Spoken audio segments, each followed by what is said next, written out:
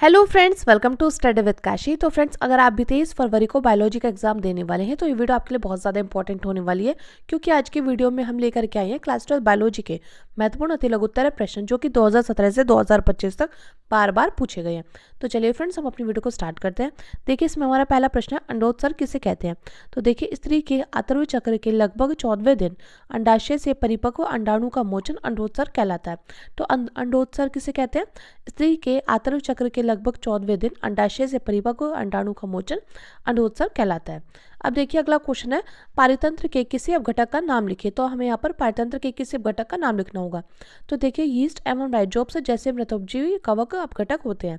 तो पारितंत्र के किसी का अपघटक का नाम लिखना था, तो यीस्ट एवं राइजोप्स जैसे मृतोपजीवी कवक अपघटक होते हैं। अगला क्वेश्चन हमसे इसमें पूछा गया है, मानव पर पाए जाने वाले किसी एक बाह्य परजीवी का नाम लिखिए। तो देखिए, मानव पर पाए जाने वाले किसी एक बाह्य परजीवी का नाम है जू। जू मानव पर बाह्य परजीवी होता है। अब देखिए, अगला क्वेश्चन है, डीएनए के किन्हीं दो क्षारों के नाम लिखिए। तो देखिए, डीएनए के किन्हीं दो क्षार है, एडेनिन और ग्वानिन डीएनए के दो क्षार है। कौन कौन से? एक तो एडेनिन है और दूसरा ग्वानिन है, ये डीएनए के दो क्षार है। अब देखिए, अगला क्वेश्चन है, मार्गन ने अपने प्रयोग हेतु फल मक्खियों का चयन क्यों किया? दो कारण लिखिए। तो हमें इसमें बताना होगा कि मार्गन ने अपने प्रयोग हेतु फल मक्खियों का चयन क्यों किया। हमें यहाँ पर दो कारण लिखने होंगे। तो हम यहाँ पे लिखते हैं, मार्गन ने अपने प्रयोग हेतु फल मक्खी का चयन किया क्योंकि इनमें लैंगिक द्विरूपता पाई जाती है तथा इनमें पाए जाने वाले चारों गुणसूत्र, इसके आगे हम लिखते हैं, आकार में एक दूसरे से भिन्न होता है। अगला क्वेश्चन हमसे इसमें पूछा गया, आईवीएफ संकेताक्षर का रूप लिखिए। तो हमें यहाँ पर आईवीएफ संकेताक्षर का रूप लिखना होगा, यानी कि आईवीएफ की फुल फॉर्म लिखनी होगी। तो देखिए, बात करें आईवीएफ की, तो आईवीएफ की फुल फॉर्म है इन विट्रो फर्टिलाइजेशन या अंतःपात्र निषेचन। तो आईवीएफ की क्या फुल फॉर्म है? आईवीएफ की फुल फॉर्म है इन विट्रो फर्टिलाइजेशन या अंतःपात्र निषेचन। अब देखिए, अगला क्वेश्चन है, औद्योगिक प्रदूषण के सूचक का नाम लिखिए। तो हमें यहाँ पर औद्योगिक प्रदूषण के सूचक का नाम लिखना होगा। तो देखिए, लाइकेन औद्योगिक प्रदूषण के सूचक होते हैं। क्या होते हैं? जो लाइकेन होते हैं वो औद्योगिक प्रदूषण के सूचक होते हैं। अगला क्वेश्चन है, न्यूक्लियोसाइड क्या है। तो हमें इसमें बताना है कि न्यूक्लियोसाइड क्या है। तो न्यूक्लियोसाइड न्यूक्लिक अम्ल के एकलक न्यूक्लियोटाइड के संघटक होते हैं जो एक नाइट्रोजन क्षारक एवं एक पेंटोस शर्करा में ग्लाइकोसिडिक बंध बनने से निर्मित होते हैं।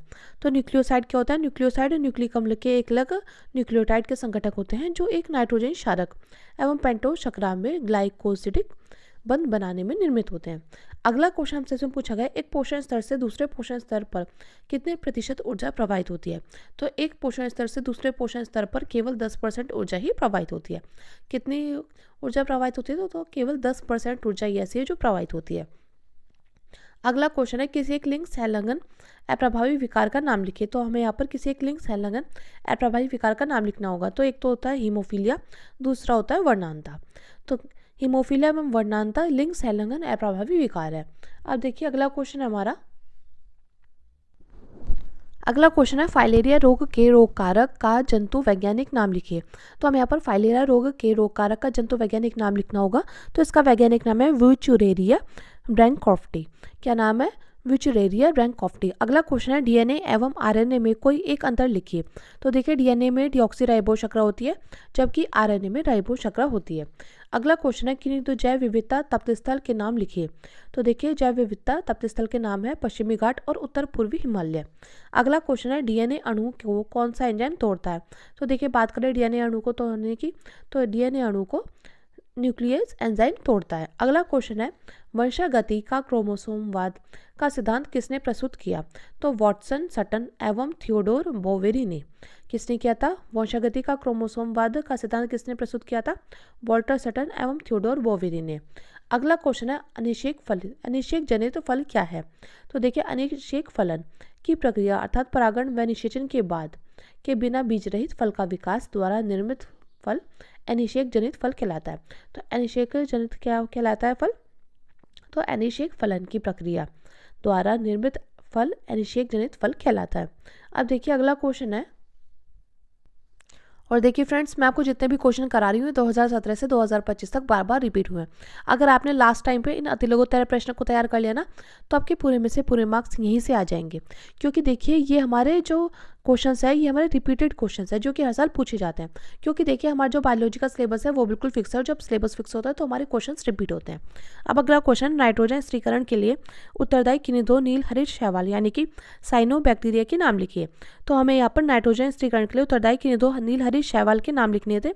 तो एक तो नोस्टोक और एनाबीना। अगला क्वेश्चन है जेल इलेक्ट्रोफोरेसिस क्या है। तो हम यहाँ पर लिखते हैं जेल इलेक्ट्रोफोरेसिस एक प्रयोगशाला तकनीक है जिसके द्वारा डीएनए, आरएनए व प्रोटीन अणुओं को उनके आकार व आवेश के आधार पर विद्युत क्षेत्र में एगारोज माध्यम में पृथक करते हैं। अगला क्वेश्चन है आरएनए में कौन सी शर्करा उपस्थित होती है। तो आरएनए में राइबोज शर्करा उपस्थित होती है। अगला क्वेश्चन है डाउन सिंड्रोम विकार गुणसूत्र के किस जोड़े पर असामान्यता के कारण होता है। तो 21वें गुणसूत्र की एकादेश सूत्रता यानी कि ट्राइसोमी। अगला क्वेश्चन है स्त्रियों द्वारा उपयोग किए जाने वाले किसी गर्भ निरोधक का नाम लिखिए। तो अंतर गर्भाशय युक्ति यानी कि आईयूडी।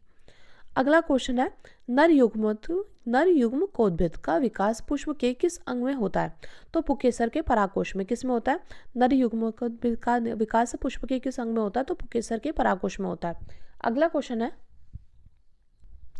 अब देखिए अगला क्वेश्चन है एमटीपी और ZIFT का पूरा नाम लिखिए। तो हम यहाँ पर एमटीपी और ZIFT का पूरा नाम लिखना था।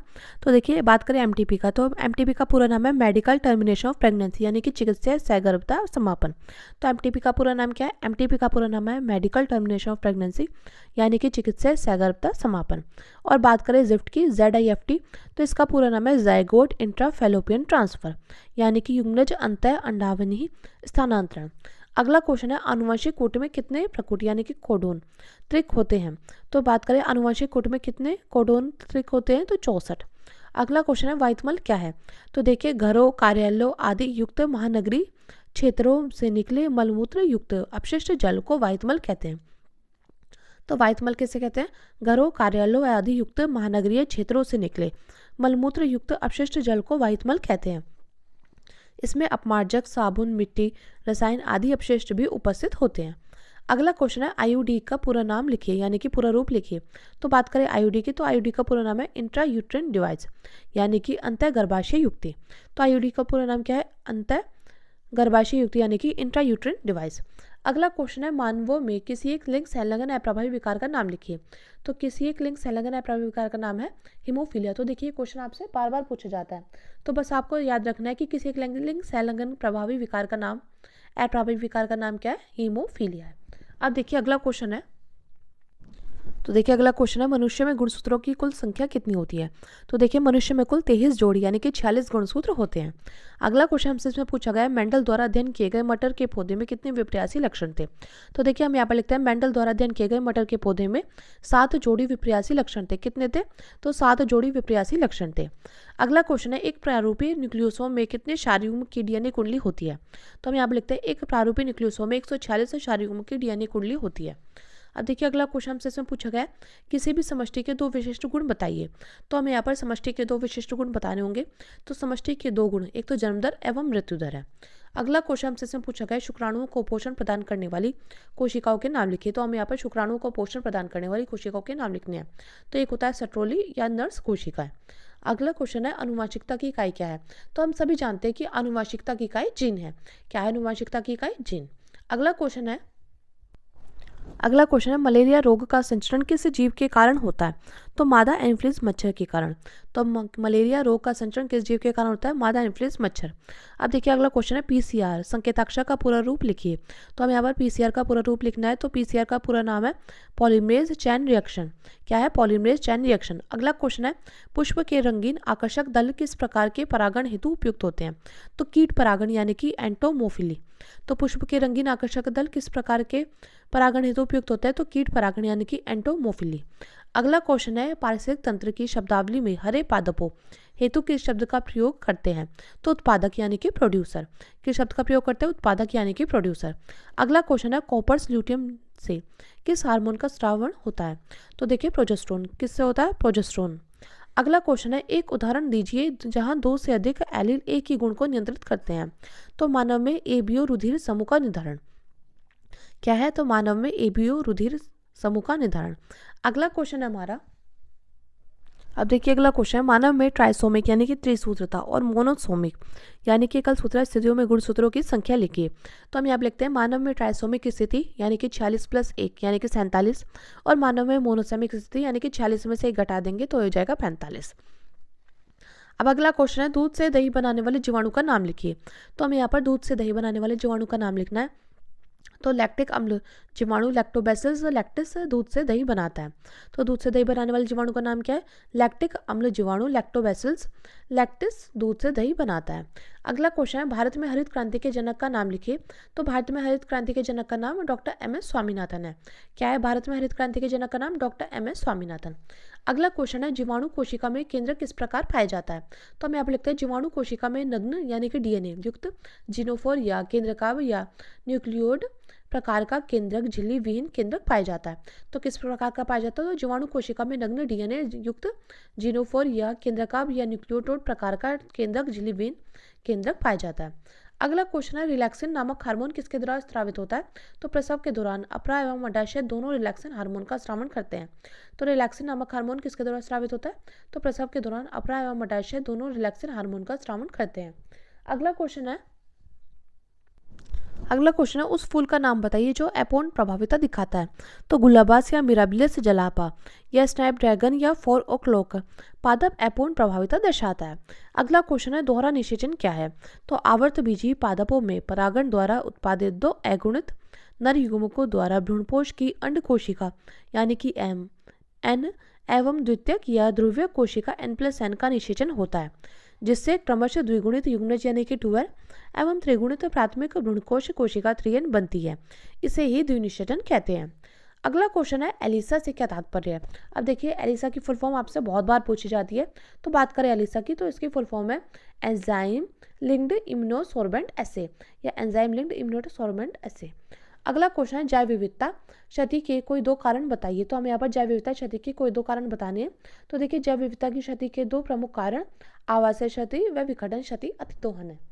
अगला क्वेश्चन हमसे इसमें पूछा गया है, अब देखिए अगला क्वेश्चन है, एक प्रारूपी पुकेसर के विभिन्न भागों के नाम लिखिए। तो हमें यहाँ पर एक प्रारूपी पुकेसर के विभिन्न भागों के नाम लिखने हैं। तो एक पुकेसर के 3 भाग होते हैं, एक तो होता है पूतंतु, एक होता है संयोजी एवं परागकोश। अगला क्वेश्चन है, लेडिंग कोशिकाओं द्वारा संश्लेषित एवं स्रावित हार्मोन का नाम लिखिए। तो हम यहाँ पर लेडिंग कोशिकाओं द्वारा संश्लेषित एवं स्रावित हार्मोन का नाम लिखना है। तो लेडिंग कोशिकाएं टेस्टोस्टेरोन हार्मोन संश्लेषित व स्रावित करती है। क्या करती है? जो लेडिंग कोशिकाएं होती है वो टेस्टोस्टेरोन हार्मोन संश्लेषित व स्रावित करती हैं। अगला क्वेश्चन से इसमें पूछा गया है, किन्हीं 2 कृत्रिम पारतंत्र के नाम लिखिए। तो हमें यहाँ पर किन्हीं 2 कृत्रिम पारतंत्र के नाम लिखने हैं। तो एक होता है खेत एवं एक्वेरियम कृत्रिम पारतंत्र है। अगला क्वेश्चन से इसमें पूछा गया है, अनुकूली विकिरण का एक उत्कृष्ट उदाहरण दीजिए। तो हमें यहाँ पर अनुकूली विकिरण का उत्कृष्ट उदाहरण देना है। तो गैलापैगोस द्वीप समूह की डार्विन की फिंचेस अनुकूली विकिरण की उदाहरण है।